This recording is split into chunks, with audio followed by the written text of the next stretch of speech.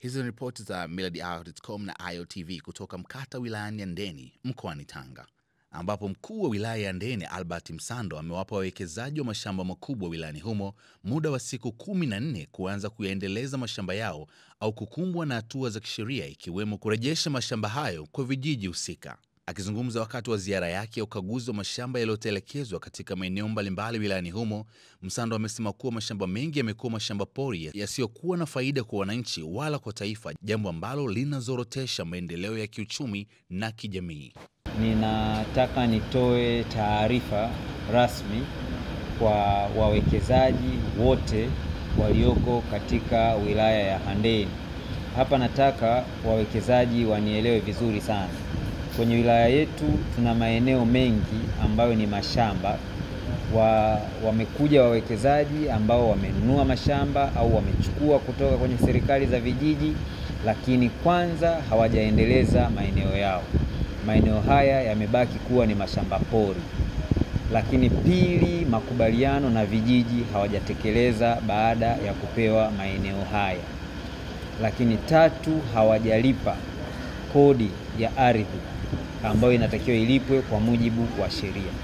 Hivyo basi, niwatangazie wale wote ambao ni wamiliki wa mashamba au wawekezaji katika wilaya ya Handeni na hawajafanya vitu hivyo vitatu, hawajaendeleza maeneo yao, hawajatekeleza makubaliano na vijiji, hawajalipa kodi ya ardhi, ninatoa siku 14 tu kwa wao kufanya hayo ambayo hawajafanya.